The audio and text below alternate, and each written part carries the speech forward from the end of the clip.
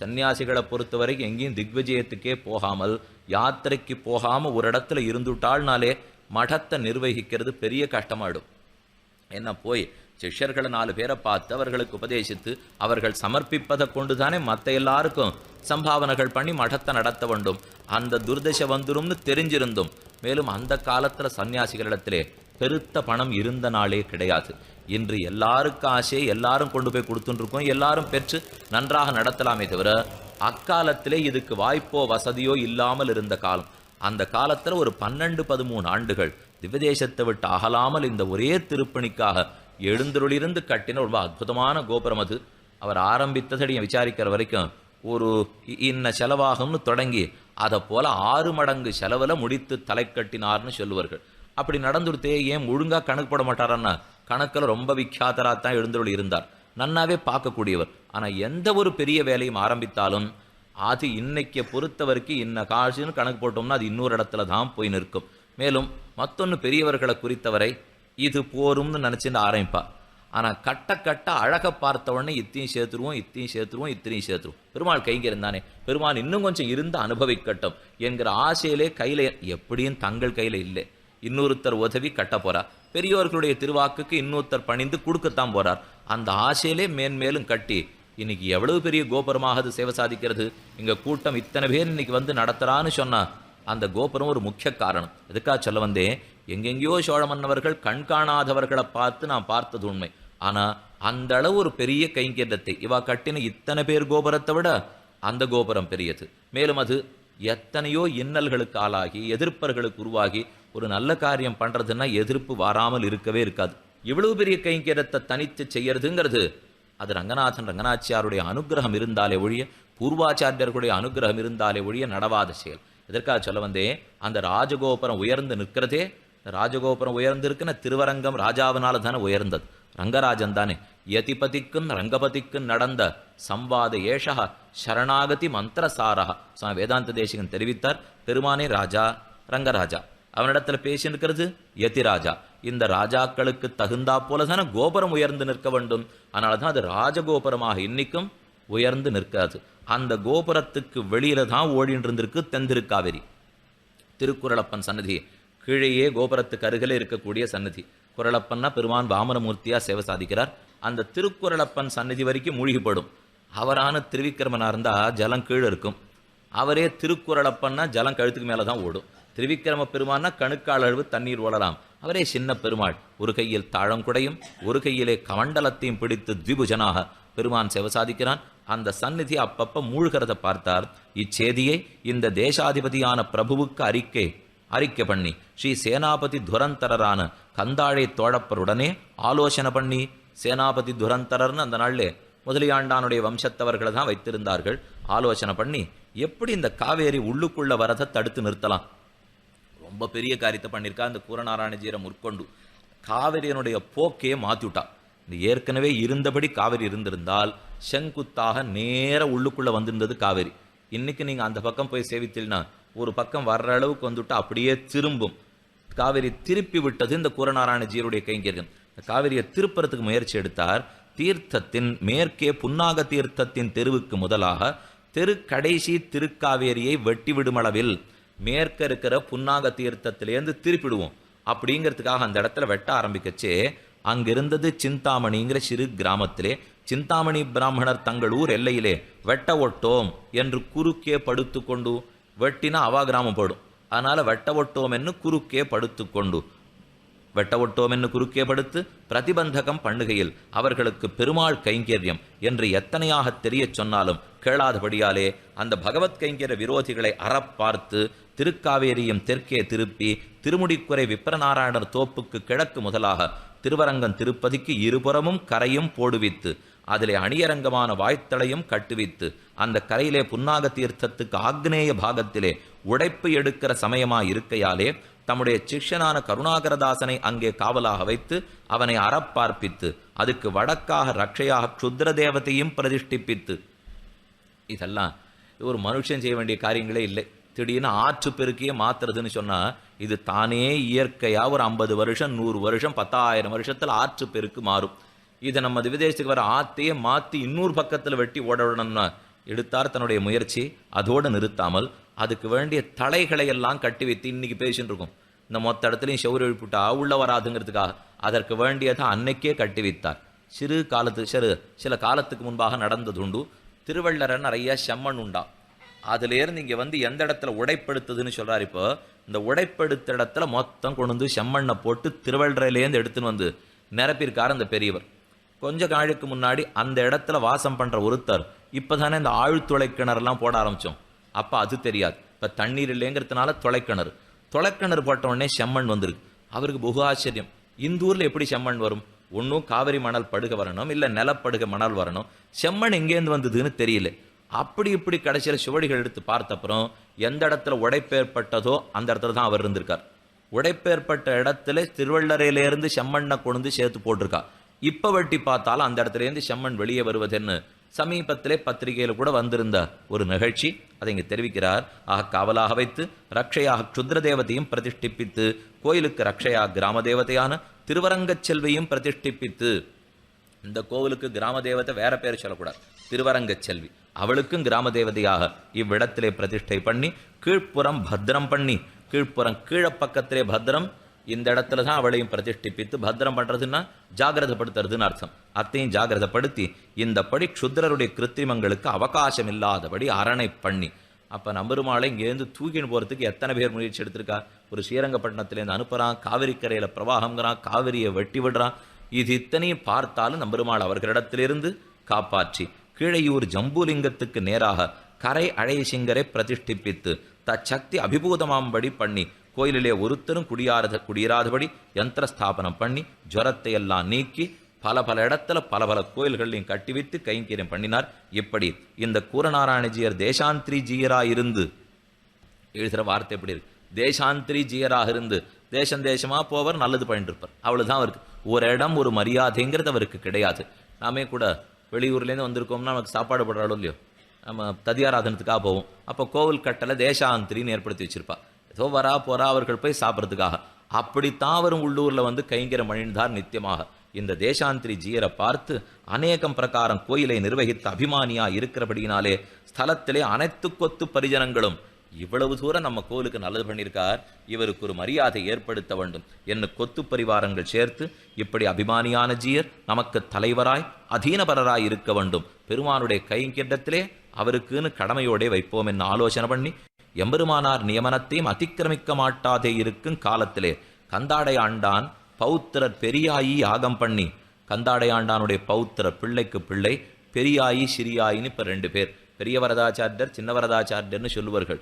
அந்த பெரியாய் யாகம் பண்ண யாகசாலைக்கு பெருமாள் எழுந்துருள ஆயும் ஹிருஷ்டராய் தம்முடைய சர்வத்தையும் பெருமாளுக்கு சமர்ப்பிக்க, அனந்தரம் ஒரு உற்சவ காலத்திலே பெருமாள் முதலியாண்டானுக்கு உத்தரம் சாதித்த சேனாபதி பட்டயமும் சேரன் சமர்ப்பித்த தான சாசனமும் தானபூர்வமாக அந்த ஆய்க்கு பிரசாதித்து தது அதீனமாக உடையவர் இலச்சினையான திருவாழி மோதிரத்தையும் ஆயி சம்மதியினுடைய அனத்து கொத்து பரிகரமும் கூரநாராயண ஜீயருக்கு சன்னதியிலே பிரசாதிக்கும்படி பண்ணி, பெருமான் தானே நியமனத்தாலே ராமானுஜனுடைய திருவிலச்சனை மோதிரத்தோடைய கூட கூரநாராயண ஜீயருக்கு கொடுத்து அன்றிலிருந்து நலந்திகள் நாராயண ஜீயர் என்கிற பட்டத்தோடு இந்த மடத்திலே கொண்டு போய் ஸ்தாபித்தார்கள். அது முதலாக கூரநாராயண ஜீயர் பக்தி அதிசயத்தாலே நலந்திகள் நாராயண ஜீயராய் இருந்தவருக்கு ஸ்ரீரங்க நாராயண ஜீயர் என்கிற பட்டமும் ஆயித்து, திருநாவும் ஆயித்து. இந்த ஸ்ரீரங்க நாராயண ஜீயர் கைங்கரியம் கீழே சுவாமியினுடைய கைங்கரியங்கள் என்னங்கிறத விவரித்து பார்த்துருக்கோம். செங்கோல் தரித்து ஸ்ரீகாரியன் நிர்வகிக்கிற கோவணர் கைங்கரியத்திலே பிரித்து கூட்டுகிறதுக்கு விவரம். திருமஞ்சனத்துடனே கருவுலக வாசலிலே வந்து அஞ்சனக்காப்பு முதலான சுகந்தாதிகளை திருத்தி வைத்து, திருமஞ்சனத்துக்கு பரிமள திரவியங்கள் எதேதோ அதத்தனையும் திருத்தி வைத்தல். நாச்சியார் கோவிலுக்கு அனுப்புகிற அஞ்சனக்காப்பு முதலான சுகந்தாதிகளுக்கு திருவாழி இலச்சினையிட்டு தங்கிட்ட இருக்கிற லக்ஷண மோதிரத்தை அதில் வைக்கணும்.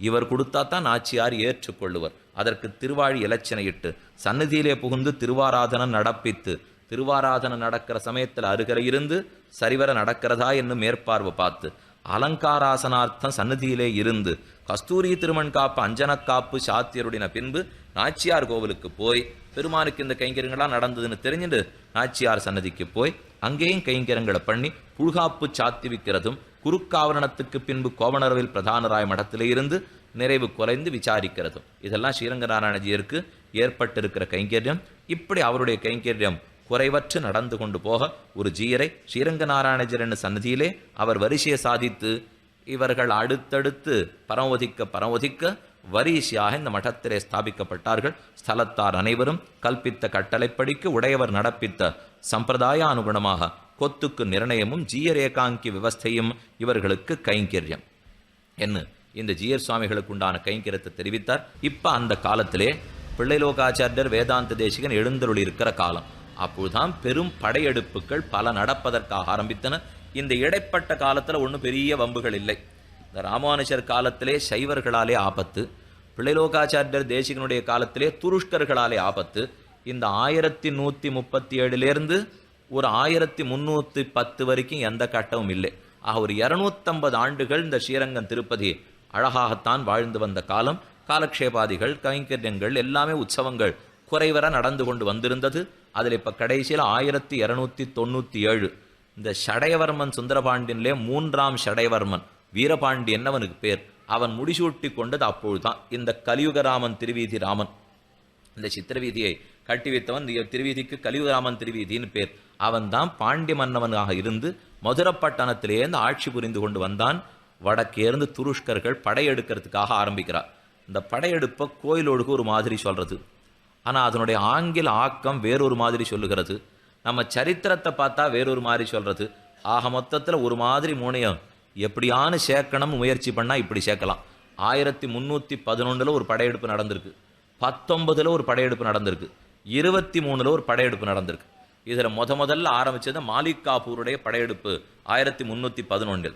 ஆனால் அவனுக்கு கோவிலை இன்னது பண்ணணும்னா ஆளை கொன்றதுலையோல்லாம் அவனுக்கு திட்டம் இல்லை, யாரையும் கொல்றதுல அவனுக்கு எண்ணம் இல்லை, மொத்தத்தையும் கொள்ளையடிச்சுன்னு போடணும். இந்த தங்கம் தான் அவன் கண்ணிலேயே பட்டு இருந்தது. உறுத்தித்து தங்கத்தை எடுத்துன்னு போகிறதுக்காக சூறாவளி ஆட்டம் வந்தான்.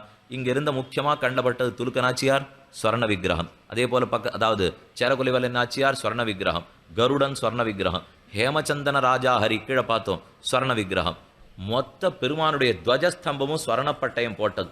இந்த மாதிரி நிறைய தங்கம் இருக்குங்கிறத கேள்விப்பட்டான். ஏன்னா அந்த 1ஆம் ஷடையவர்மன் சுந்தரபாண்டியன் தனக்கு இருந்த சொத்தையும் தங்கமாவே மாற்றி வைத்தான். கீழே 2 ஓடக்கதை பார்த்திருக்கோம். ஓடத்தில் ஆணையை நிறுத்தி ஆனை பேரில் உட்கார்ந்து அது எத்தனை தூரம் அமிழ்ந்ததோ அந்த அளவுக்கு பக்கத்தில் ஸ்வரணமும் வைரமும் சேர்த்து பெருமாளுக்கு இழைச்சுட்டான். இது பண்ணது அவனுடைய கைங்கரியம். இந்த மொத்தமும் இருக்குங்கிறது செவிப்பட்டுத்தான் வடக்கேந்து ராஜா தான் படையெடுப்பு வந்தான். வந்த வேகத்தில் இந்த மொத்த விக்கிரகங்களையும் அள்ளி கொண்டு புறப்பட்டு போயிட்டான்.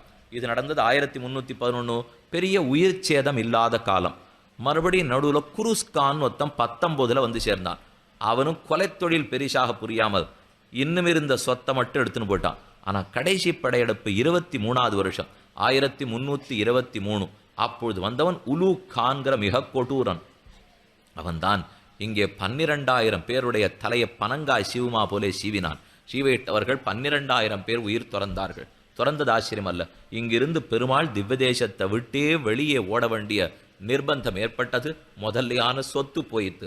ஆனா இப்பொழுது சுவாமியை தொலைந்தான். சொத்து தொலைந்தது கீழே 2 படையெடுப்பிலே. இப்ப சுவாமியின் தொலைந்தார். அந்த சமயத்துல ஆறு எப்படி கைங்கரியம் பண்றாங்கிறத பார்க்கணும். இது பிராமண கைங்கரியம்னு சொல்றதுல அர்த்தமே கிடையாது. ஒருத்தொருத்தன் இந்த ரங்கநாதனை ரட்சிக்க பாடுபட்டிருப்பன்னா இதுல பிராமண அப்ராமண க்ஷத்ரிய வைசிய சூத்ர எந்த விபாகமும் இல்லாம நம்பெருமாளை பார்த்து ரட்சித்து கொடுத்திருக்கார். இது தோணத்தான் இன்னி வரைக்கும் அத்தனை பேருக்கு மரியாதை. இந்த திவ்யதேசத்துல இத்தனை பேர் கூடி நின்று கைங்கரியம் பண்றதுக்கு என்ன காரணம்? அத்தனை பேர் சேர்ந்து ரட்சித்து கொடுத்திருக்கிற பெருமாள் இந்த நம்பெருமாள். 1311 அதுல முதல்ல இந்த ராஜா வந்தவன் தூக்கிட்டு போறான். அங்கதான் இந்த துலுக்கநாச்சியாருடைய கதை ரொம்ப முக்கியமான கதை. சுரதாணின்னு அவருக்கு பேர். அந்த ராஜாவினுடைய பெண்ணு தான் இங்கிருந்து போன விக்கிரகத்தை தான் போற்றி பாதுகாக்கிறாள். அந்த சரித்திரம் ரொம்ப அழகா சொல்லப்பட்டிருக்கு. குடவர்களாலே ரட்சிக்கப்பட்டு குடவர் தான் திருத்தாழ்வரை தாசர் என்ன அவருக்கு பட்டப்பெயரும் கொடுக்கப்பட்டு இன்றளவும் அவர் கைங்கரியம் உண்டு. டில்லீஸ்வரன் அழகிமணவாளனை கொண்டு போனது. இப்ப இதன்படி பார்த்தா 1311 வெளியில புறப்பட்டு போயிட்டு வந்த ஆப்பல் இருக்கும். ஆனா உண்மை 23 தான் பெருமான் வெளியே போனார். 1323 போனவர் 1371 திரும்புகிறார். அத்தனை ஆண்டு காலம், கிட்டத்தட்ட 48 வருஷ காலம். 23 ஒரு 40 63 ஒரு 8 71 1371 வரை என்னைக்கு விஜயநகர சாம்ராஜ்யம் துங்கபத்ரா நதிக்கரையில் ஏற்பட்டதோ அங்கிருந்து அவர்களுடைய தளபதி செஞ்சிக்கோட்டையில் இருந்தான். அவன் தான் கோபனார்யன் என்பான். அந்த கோபண்ண உரையாருடைய கைங்கரியத்தினால தான் திருமலையில் எழுந்தருளியிருந்த நம்பெருமாள் இந்த திவ்யதேசத்துக்கு திரும்ப வந்து சேருகிறார். அந்த கதையை சொல்றது இப்படி திருவரங்க பெருநகரிலே பெருமாள் பரிஜனங்களுடன் வாழ்ந்திருக்கிற காலத்திலே டில்லீஸ்வரனான துலுக்கன் பிரதாபருத்ரனை ஜெயித்து தொண்டமண்டலம் சோழமண்டலம், பிரதாபருத்ரன் ஆண்டு வந்தவன், அவனையும் ஜெயித்து தொண்டமண்டலம் சோழமண்டலம் முதலான பிரதேசங்களிலே பரவி முற்றிலும் வியாபித்து இந்த தேசம் முழுக்க வியாபித்து திவ்ய தேசங்களில் பெருமான்களையும் எடுத்து கொண்டு போமளவில் அவன் இந்த பெருமாளை வச்சு என்ன பண்ண போறான்னு தோணும். அவனுக்கு தேவை அது பஞ்சலோகமா ஸ்வரணமா வைரமா என்னங்கிறது. ஆக பெருமாளை எடுத்துக்கொண்டு போமளவில் திருவரங்கன் திருப்பதியிலேயும் வந்து புகுந்து கோயிலிலே பிரவேசித்து வடக்கு வாசலிலே புகுந்து இது வழியாக உள்ளே புகுந்தான். வடக்கே தானே வரணும், அதனால வந்தவன் வடக்கு வாசல் வழியே உள்ளே புகுந்து ஆரிபட்டால் காவலான வடக்கு வாசலிலே புகிறவர அவ்விடத்திலே பஞ்சு கொண்டான் என்கிறவர் இருந்து படை பண்ணி அவர்களை நிறுத்த இவன் உள்ளவராதபடிக்கு இருக்கிற கொஞ்சம் பேரை திரட்டி கொண்டான், பஞ்சு கொண்டான். பெரிய சைன்யம் அவனிடத்திலே இல்லை. சிறு சைன்யத்தை வைத்துக்கொண்டு எவ்வளவு தூரம் தான் அம்பு முதலானகளை ஏற்படுத்தி அதிலே தீப்பந்தத்தை எய்தோ அல்லது அவர்களுக்கு முள்ளாலே குத்தியோ கயற்றாலை இழுத்தோ இந்த மாதிரி சிறு சிறு யுக்திகளை கையாண்டு பெரும் படையை நிறுத்திடலாம்னு பார்த்தான், பஞ்சு கொண்டான். ஆனால் அவனுக்கும் பிராணன் போக என்கிறவரிருந்து படை பண்ணி அவர்களை நிறுத்த பகுஜனங்கள் ஆகையாலே 10 பேர் விழுந்து பஞ்சு கொண்டானை சரிப்பிடித்து உள்ளே புகுந்து கருவலகம் முதலானவர்களும் புகரவிட்டு 10 பேர் சேர்ந்து பிடித்தார்கள். பஞ்சு கொண்டானால பண்ண முடியாமல் போக எல்லாவற்றையும் கொள்ளையிட்டு அழகிமணவாள பெருமாள் சேரகுல வல்லியார் முதலான விக்கிரகங்களையும் எடுத்துக்கொண்டு சர்வஸ்வத்தையும் கொண்டு போகையில் ஆக இனி அழகிமணவாள பெருமாள் திவதேசத்தில் இல்லை என்னை எடுத்துண்டு மேலே புறப்பட்டு ஓடுகிறான். டில்லீஸ்வரன் தம் ஊருக்கே போட்டான். கரம்பரூனூரே ஒரு அம்மையார் அப்படி எழுந்துள்ளப்பண்டு போறச்சே பக்கத்தில் திருக்கரம்பனூர் உத்தமர் கோவில், அங்கிருந்த ஒரு அம்மையார் நித்தியமாக அழகிமணவாள பெருமாள் சேவியாமல் சாப்பிடுகிறதில்லை என்று விரதத்தை உடையவளாய் இருக்கிறவள் பெருமாள் எழுந்துருளின் உடனே உபவாசத்துடனே சம்சாரத்தை விட்டு டில்லீஸ்வரன் பாளையத்திலே பிரவேசித்து அந்த அம்மாள் ஒரு நாள் கூட நம்பெருமாளைத்தான் சேவிக்காமல் உணவருந்தினதில்லை. இப்போ பெருமாள் அழகிமணவாளன் வெளியில் போயிட்டார்னு உடனே அன்னிலிருந்து உபவாசம். அவள் எந்த வழி போறாளோ பின்னாடியே நிழலை போல பின்தொடர்ந்து போனாள். அந்த ஒரு திருக்கரம்பனூர் அம்மையார் பின்னாடி போகாதிருந்திருந்தா பெருமாள் எங்கே போயிருப்பன்னே இவர்களுக்கு தெரிஞ்சிருக்காது. அந்த ஒரு ஸ்திரீ பின்னாடி சென்றாலோ எங்கு போனான் நம்பெருமாள்னு புரிந்து கொண்டார்கள். உபவாசத்துடனே சம்சாரத்தை விட்டு டில்லீஸ்வரன் பாளையத்திலே பிரவேசித்து தேகதாரணம் பலகாரமாக பண்ணிக்கொண்டு, பல ஆகாரம்னா பலம் சாப்பிட்றது, நாம் பலகாரம்னு வச்சுருப்போம். சாயங்காலத்தில் இன்றைக்கி பலகாரம், சுவாமி சனிக்கிழமைனா பல ஆகாரம் அப்படிங்கிறதுனால பலகாரம்னு வச்சுக்கூடாது. பலம்னா பழத்தை மட்டும் சாப்பிட்டு முடிக்கிறதா இருந்தால் பலகாரமாக பண்ணிக்கொண்டு அந்த துலுக்கடனுடைய கூட புறப்பட்டு திருநாராயணபுரத்திலே ராமப்பிரியரும் கொண்டு போகிறத கண்டு சரித்திரத்தை சேர்க்கிறார் இந்த இடத்துல. இது சரித்திரப்படி சரியாங்கிறது நமக்கு தெரியாது. இதே துலுக்கந்தான் திருநாராயணபுர பக்கமும் போய் ராமப்பிரியனை எழுந்துருள பண்ணி போட்டார்னா இன்றைக்கி அந்த ஊரில் ராமப்பிரியன்னு நிறைய பேர் வைப்பா. ஏன்னா அந்த உற்சவர் செல்லப்பிள்ளை பெருமானுக்கு ராமப்பிரியன்னு திருநாமம். அங்கிருந்து எழுந்துருள பண்ணி கொண்டு போன தேதியும் இங்கிருந்து பெருமான் புறப்பட்ட தேதியும் ஒன்னான்னெல்லாம் பார்த்தா அப்படிலாம் இல்லை. ஆனால் கதாபாகத்தில் ரெண்டையும் ஒன்றாக எழுந்துருள பண்ணி கொண்டு போவதை பார்த்து டில்லியிலே போய் வேஷதாரியாய் துலுக்கன் வீட்டிலே புகுந்து பெண்டுகளையும் மருவி அந்த துலுக்கர் அரண்மனையிலே உக்ராணத்திலே வைக்க, இந்த துலுக்கனுடைய அரண்மனைக்கு போனால் அங்கே இருக்கிறவாழ்லாரையும் நல்லா தெரிஞ்சுனுட்டா, அவர்களுக்கு வேண்டியவளாகி தானே வேஷம் தரிச்சுனுட்டா, எங்கே போகிறார் நம்பெருமாள்னு பார்த்துருந்தா, வேவு பார்த்துருந்தா. உக்ராணத்தில் கொண்டு போய் வச்சு விட்டா. என்ன அவனையும் பார்க்க அதிலே அழகிமணவாள பெருமாளை அந்த டில்லீஸ்வரன் குமாரத்தை கண்டு தனக்கு விளையாட வேண்டும் என்று எடுத்துக்கொண்டு தன்னுடைய சயனகிரகத்திலே வைத்து கொண்டிருக்கையில் இந்த டில்லீஸ்வரன் குமாரத்தி வந்தா. அவள் பார்த்து இந்த பெருமாள் பொம்மை ரொம்ப அழகா இருக்கு, அதனால இதை நாம வச்சுப்போம் என்னை எழுந்துருள பண்ணி கொண்டு போய் தன்னுடைய அந்தப்புறத்திலே வைத்துக்கொள்ள தன்னுடைய சயனகிரகத்திலே வைத்து கொண்டிருக்கையில் அழகிமணவாள பெருமாள் திருமேனிக்கு பாதகமில்லை என்ன அந்த அம்மையார் நிச்சயித்து அவருடைய படுக்கை அறைக்கு போய் சேர்ந்த உடனே மூச்சு விட்டா அந்த அம்மையார்.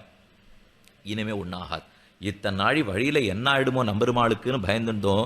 எப்போ அந்தப்புறம் ராஜகுமாரியினுடைய அந்தப்புறத்துக்கு கொடுத்தோ இனிமே நமக்கு ஒன்றும் நிச்சயத்தை ஒன்றும் கவலை இல்லை, திரும்ப போவோம். இனிமேல் இருக்கிறவாழ்கிட்ட சொல்லி கூண்டு வரணுமே, அவளால் திரும்ப எழுத்துநொழி பண்ண வரதுக்கு முடியாது. என்ன அங்கிருந்து புறப்பட்டாள். திருவரங்கன் திருப்பதி ஏற வந்து அச்சேதியை விண்ணப்பம் செய்த, இப்படித்தான் நான் போனேன் அங்கே தான் வச்சிருக்காங்கிற விஷயத்தை விண்ணப்பம் செய்ய பெரிய பெருமாளும் சபரிகராய் கொண்டு மிகவும் உகந்தருளி, அதாவது திருப்பதி ஏற வந்து அச்சேதியை விண்ணப்பம் செய்ய பெரிய பெருமாளும், உள்ளுக்குள்ள பெரிய பெருமாள் இருக்கார், நம்பெருமாள் தானே இப்போ வெளியில் போயிருக்கார். பெரிய பெருமாளும் ஆனந்தப்பட்டு அந்த அம்மையாருக்கு பின் சென்ற வள்ளி என்று திருநாமம் சாத்தி சகல வரிசைகளுடன் பரிவாரத்தை சமர்ப்பிக்க. பெரிய பெருமாளுக்கு ஆனந்தப்பட்டு உமக்கு ஒரு பட்டம் கொடுத்தோம், நீர்தான் பின் சென்ற வள்ளி. பெருமாளுக்கு பின்னாடியே போய் பார்த்து எங்கிருக்கிறான்னு அறிந்து கொண்டீர் வந்தீர் அல்லவா. நாம் ராஜா, பெரும்பெருமாள் தான் ராஜகுமாரன், ராஜகுமாரனை பின்தொடர்ந்து சென்ற வள்ளி நீர் என்ன அந்த அம்மையாருக்கும் பட்டம் கொடுத்தான் எம்பெருமான். அடுத்து ஸ்தலத்தார் அழகிமணவாளனை எழுந்துருளப் பண்ணி கொண்டு வந்தது. அனந்தரம் ஸ்தலத்தார் அனைவரும் அந்த விற்த்தாந்தத்தை கேட்டு நன்றாக ஆலோசனை பண்ணி ஸ்ரீரங்கநாச்சியாரை வில்வமூலத்தடியிலே எழுந்துருளப் பண்ணி, இவா இப்போ ஊரை விட்டுட்டு போறா. ஊரை விட்டுட்டு போனா பெரிய பெருமாளுக்கு கல்தரை சமர்ப்பிக்கணும், நாச்சியாருக்கு கல்தரை சமர்ப்பிக்கணும். இந்த நாச்சியாருக்கு கல்தரை சமர்ப்பித்த கதையை கீழே ஒரு நாள் லேசாக தொட்டுட்டு விட்டுருந்தேன். அதை இப்போ எப்படி சேவை சாதிக்கிறார்கள்ங்கிறத பார்த்துருவோம். முன்னாடி வில்வ மரத்தடி எல்லாருக்குமே தெரியும். எப்போ நம்பெருமாள் இந்த ஊரை விட்டு வெளியே புறப்பட்டு போனாரோ அப்போ ஸ்ரீரங்கநாச்சியாரும் பல்லக்கிலே உடன் தான் எழுந்தருளினார். உற்சவமூர்த்தி ஸ்ரீரங்கநாச்சியாரை பொறுத்தவரை நம்பெருமாளை விட்டு பிரியாமல் அவளுக்கு அந்த பாடு தேவலேன்னு இருக்கும். ஏன்னா இப்போ இன்னைக்கு எடுத்துட்டா ஆண்டுக்கு ஒரு நாள், ஆனால் அன்னைக்கு 48 வருஷமும் கூடவே தானே இருந்திருக்கா. அதனால் அவளை பொறுத்த வரைக்கும் அதுவே திருப்தியாக இருந்திருக்கும்.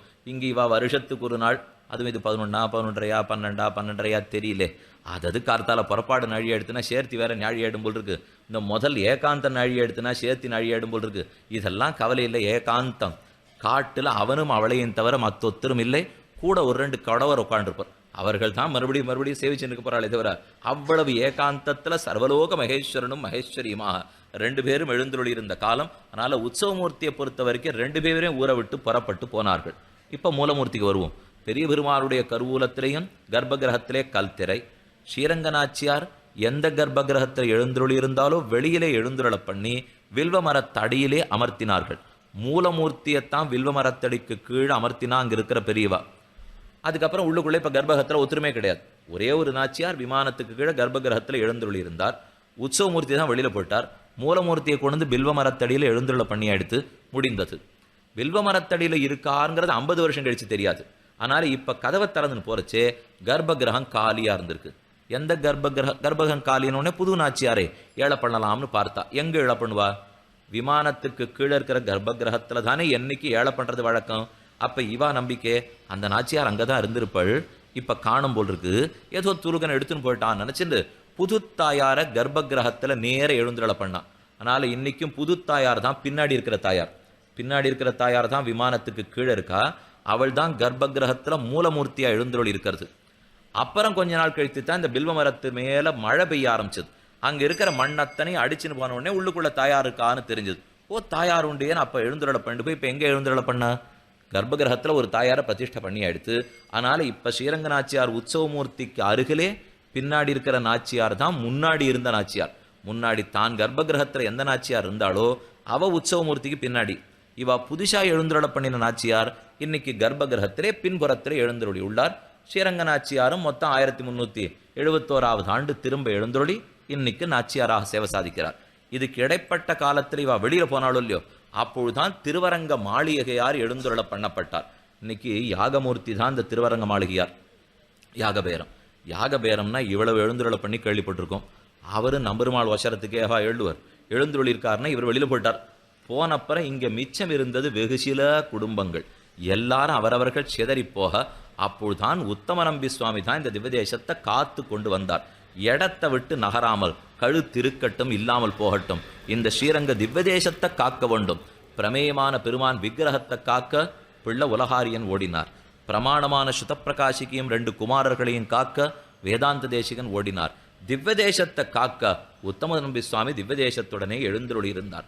இப்படி 3 பேரும் தான் நம்முடைய சம்பிரதாயத்தை ரட்சித்து கொடுத்தார்கள். அதுக்காகத்தான் இப்போ கீழே விண்ணப்பிச்சேன். ஸ்ரீதேவி பூதேவி 2 நாச்சியார்கள் இல்லை, 2 பேருமே ஸ்ரீதேவி நாச்சியார் மகாலட்சுமி தாயார் தான். இருந்தாலும் முன்னும் பின்னுமா எழுந்தருளி இருக்கா. ஒருத்தர் இருந்தாலே கருணை தாங்காது, இன்னும் 2 பேரும் சேர்த்து இருந்துட்டா கருணைக்கும் கடாட்சத்துக்கும் சொல்ல தேவையே இல்லை. செங்கன் சிறுதே எம்மேல் விழியாவோ என் ஆண்டாள் பிரார்த்தித்தது 2 பேருக்குமே ஓக்கும் என்று கொள்ள வேண்டும். ஸ்தலத்தார் அழிமணவாளனை எழுந்துருள பண்ண பரிஜனங்கள் அனைவரும் 60 திருநாமம் பின்தொடர்ந்தவல்லியை முன்னிட்டு கொண்டு. இப்போ பின்தொடர்ந்தவல்லி முன்னாடி போறா. ஏற்கனவே நம்பெருமாளுக்கு பின்னாடி போயிருந்தா. இப்போ இந்த 60 ஸ்தலத்தாருக்கு முன்னாடி அவள் தான் செய்கிறாள். மார்க்கதரிசி மகர்ஷி மார்க்கத்தை காட்டின மகர்ஷியை போல அந்த பின்தொடர்ந்த வள்ளி செல்ல இவர்களும் தொடர்ந்து போய் பின்தொடர்ந்த வள்ளியும் முன்பு போலே வேஷத்தை தரித்து வேஷதாரியாய் அரண்மனையிலே புகுந்து அவா தேடின்னு இருக்கா எங்கே இந்த பின்தொடர்ந்த வள்ளின்னுட்டு. இந்த பெண்ணு உள்ள வந்தா, வேஷம் போண்டா, எல்லாரோடையும் பழகினா, பெண்ணை காணுமேன்னு அங்க தேடிண்டா.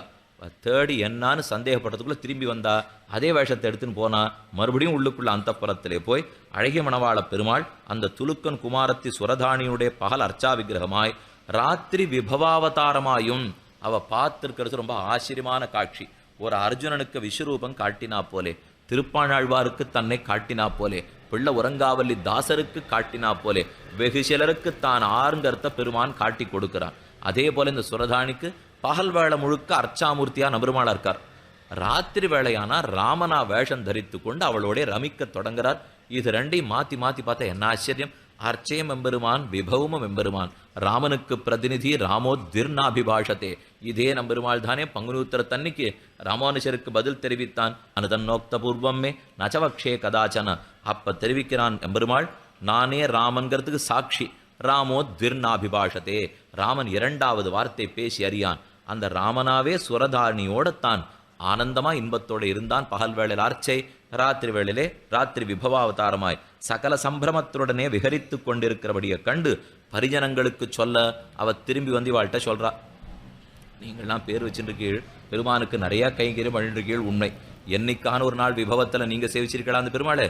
நேற்றுக்கு தூக்கின்னு வந்த விக்கிரகத்தை கொண்டு தான் வச்சுருக்க அந்த புறத்திலே அந்த ஒரு சிறு பெண்ணோடே ரமிக்கிறான் எம்பெருமான். இதைத்தான் சாஸ்திரம் சொல்லித்து, நாயமாத்மா பிரவச்சனேன லப்யா ந மேதையான பகுராஸ்ருதேன யமே வேஷவிருணுத்தே தேன லப்யா தஸ்ஸேஷ ஆத்மா விவருணுத்தே தனும் ஸ்வாம். நீ எத்தனை பிரயத்தனப்பட்டும் உன்னுடைய பார்வையாலோ கேள்வியாலோ உன்னுடைய ஸ்தோத்திரங்களாலோ அவனை தெரிஞ்சுட முடியாது.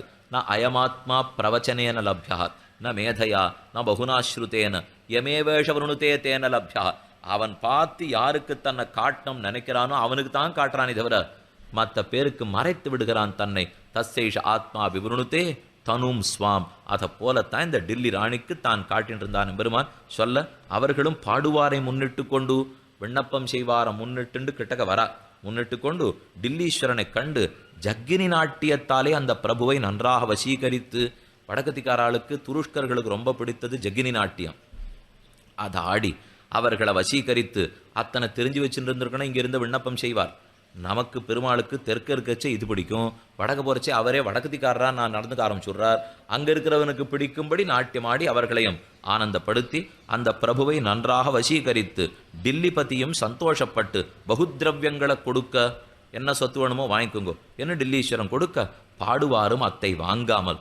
உடனே அரையர் சாமி இதெல்லாம் பிரார்த்தித்து நாங்கள் வரல, பின்ன என்ன வேணும், நம்முடைய அழகிய மணவாள பெருமாளை தர வேணும், நம்ம பெருமாளை பிரார்த்திக்கிறதுக்காக வந்தோம்னு தெரிவிக்க, அவனும் டில்லீஸ்வரன் தன் மனுஷனை கூட்டி உக்ராணத்திலே இவருக்கு வேண்டின விக்கிரகத்தை எடுத்துக்கொள்ளட்டும் என்று உத்தரவுமிட, முதல்ல எல்லா விக்கிரகத்தையும் கொண்டு போய் உக்ராணத்திலே வைத்தார்கள். உக்ராணத்திலிருந்து எடுத்துன்னு போய் சொல்லு அப்படின்னு சொல்ல, இவர்களும் உக்ராணத்திலே சோதிக்கும் அளவில் அங்கே அழகிய மணவாள பெருமாளை காணாமையாலே கேவலம் விஷண்ணராய் அங்க சோதித்து பார்த்தா காணும். எங்கேன்னு தெரியாமல் இருக்க, ஆக அந்த அம்மையாரை கேட்டுக்கொண்டு டில்லீஸ்வரனுடனே உங்களுடைய குமாரத்தி எங்கள் பெருமாளை வைத்து கொண்டிருக்கிறாள்.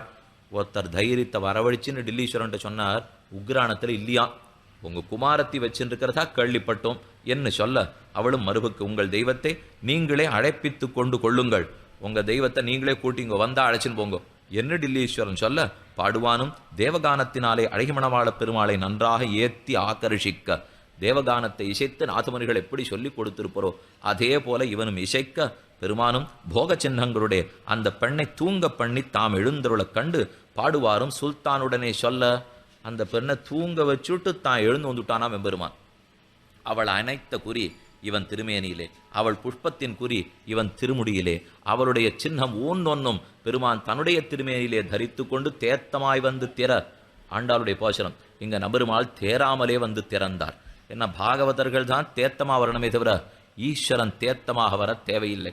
அடியார்களுடைய அனுபவித்த போக சின்னம் மாறாமல் வெளியே ஆடிக்கொண்டு எழுந்துருள, அவனும் ஆச்சரியப்பட்டு உங்கள் தெய்வத்தை கொண்டு போங்கள் என்று உத்தரம் கொடுக்க, அப்பொழுதே பரிஜனங்கள் அனைவரும் பெருமாளை எழுந்துருள பண்ணிக்கொண்டு அதிசீக்கிரமாக அந்த ராத்திரியிலே எண்காத வழி ஓடி வந்தார்கள். கிடைச்சா போருன்னு இவாளுக்கு இப்போ இங்கே இல்லைன்னு விட்டானா நாளைக்கு அடையாத நிமிஷத்திலே சரி கிடைச்ச வரைக்கும் லாபம் எடுத்துன்னு வேகமாக தெற்கு நோக்கி டில்லீஸ்வரன் இடத்துலேருந்து விலகி வந்தார்கள். அப்போதுதான் மெதுவாக விடியற் கார்த்தால பெண் எழுந்திருக்கிறா. எங்க நம்ம அர்ச்சாவதார் திருமேனி காணுமேனு பார்த்தா பகவானை காணும். ஓ எங்கு சென்னான் நம்முடைய மணவாளன் என்று தான் व्यसனப்பட்டு மற்ற நாள் விடிவோரே டில்லீஸ்வரன் பெண் எழுந்திருந்து பக்கத்திலே பெருமாளை காணாமல் திடுக்கிட்டு விசன ஆக்கிராந்தையாய் அந்தப்புறமெல்லாம் தேடி காணாமல் உக்ரானம் முதலான வெளிகளிலும் காணாமல் விரகத்தினாலே துக்கிதையாய் பிராண சம்சயம் வந்த அளவிலே பெருமான விட்டு பிரிந்து தரிக்கிறதுக்கு முடியலே மாயும் வகையறியேன் வல்வினையேன் பெண் பிறந்தே என்று ஆழ்வார் சாதித்தா போலே உயிரை விடவும் முடியலே வைத்துக்கொள்ளவும் முடியலே போய் தகப்பனாரிடத்துல பிரார்த்தித்தாள் எங்கே நம் மணவாளம் எங்கே நம்ம விக்கிரகத்தை காணோம்னு கேட்க டில்லீஸ்வரன் சேதி அறிந்து இதென்ன ஏதோ விக்கிரகத்தை எடுத்துன்னு போச்சோன்னா நம்ம பொண்ணு உயிர் போடும் போல் இருக்கு போய் அழைச்சின்னு வா ஆறு இருந்தாலும் உயிர் இல்லாட்டாலும் விக்கிரகம் வேணும் என்ன டில்லீஸ்வரன் உடனே ஆணையிட அந்த பரிஜனங்களை விசாரிக்கும் அளவில் அவர்கள் முதல் நாள் ராத்திரியே புறப்பட்டு போனார்கள். அவர்கள் தான் வந்ததே பெருமாளுக்காக, ஏன் நிற்கப் போகிறார்கள், ரொம்ப காதம் போயிட்டான்னு சொல்ல சேதியும் கேட்டு அவர்கள் கொண்டு போகிற விக்கிரகத்தை அழைப்பிக்கிற பர்யந்தம் பெண் தரிக்க மாட்டாள். நீங்க போய் விக்கிரகத்தை ஏழப்பண்டு திரும்பி வர்ற வரைக்கும் பெண் உயிர் தங்காது, பெண்ணை அழைச்சின்னு போடுங்க. ஏன்னா விக்கிரகத்தை பாதி நாள்ல சந்திச்சுட்டா பெண்ணு தரிச்சிருவோம் இல்லையோ, அப்படிங்கிற எண்ணத்தோட அழைத்தனுப்ப வழியிலே கண்டவிடத்திலே விக்கிரகத்தை கொண்டு வர சொல்லி அனுப்ப அவர்களும் வேக வேகமா போறா, இவர்களும் வேகமா தொடர்ந்து போறா. திருமலத்தாழ்வரை அளவுக்கு வந்து சேர்ந்தார்கள். திருமலையப்பன் திருவேங்கடமுடையானுடைய சன்னிதானம், அதனுடைய மலைத்தாழ்வரை இறக்கி எல்லோரும் வந்து சேர சிந்தையந்திய போலே விரகாதிசயத்தாலே சரீரத்தை விட்டாள். அதன் பின்பு வந்த சேனை திருமலை பர்யந்தம் போமளவில் அங்கே பெருமாள் திருமலை ஏறி எழுந்தருளின சேதி கேட்டு அந்த துலுக்கர் அடிவாரத்திலே இருந்து கொண்டு ஆளை விட்டு தேட அந்த அளவுக்கு வந்து தேடியிருக்கா. அப்ப 2 கொடவர்கள் தான் பெருமான நன்னா கொடியாலே சுத்தி மலத்தாழ்வரையில இறக்கி வச்சுட்டா.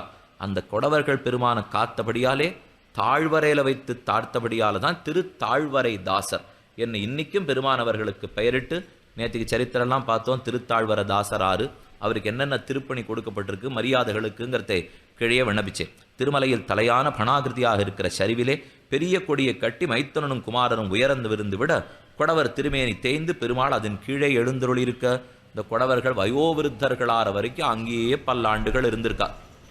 இந்த கதைப்படி பார்த்தா 1311 வெளியில போயிட்டு 71 உள்ள வந்தாருன்னு சொல்லும். அதனால 59-60 வருஷம் வெளியில் இருக்காருன்னு சொல்லும். இது கோயிலொழுகு கதை. சரித்திரத்தின்படி பார்த்தா 23 போட்டு 71 வந்திருக்கார். வந்தது 71, 2 பேருமே ஒத்துணுடுறா, அதுல சந்தேகம் இல்லை. ஆனா கிளம்பினது எப்போங்கிறதுல தான் சந்தேகம்.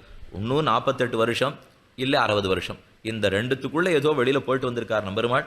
அந்த கொடவர்கள் ரட்சித்து கொண்டு வர இதெல்லாம் போய் தேடிட்டு திரும்பி போய் சொல்லிட்டா ஒன்னும் காணோம், பெருமாள் கிடைக்கலேன்னு டில்லீஸ்வரனத்துல சொல்ல, இதென்ன துருஷ்கனாக பிறந்த நம்ம பெண்ணுக்கு இந்த இந்து கடவுள் ஒரு சனாதன தர்ம கடவுள் இடத்துல போய் இத்தனை ஆசை என்று டில்லீஸ்வரனே ஆசைப்பட்டான்.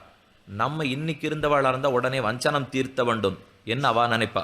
ஆனா இங்க கதை சொல்றது டில்லீஸ்வரம் சோக ஹர்ஷ ஆச்சரியங்களுடனே இருந்தான். பரிஜனங்களும் கிரமேண திருவரங்கத்திலே வந்து சேர்ந்தார்கள். டில்லீஸ்வரன் அதுக்குன்னு நிபந்தனைகள் ஏற்பாடு பண்ணி வச்சுட்டான்.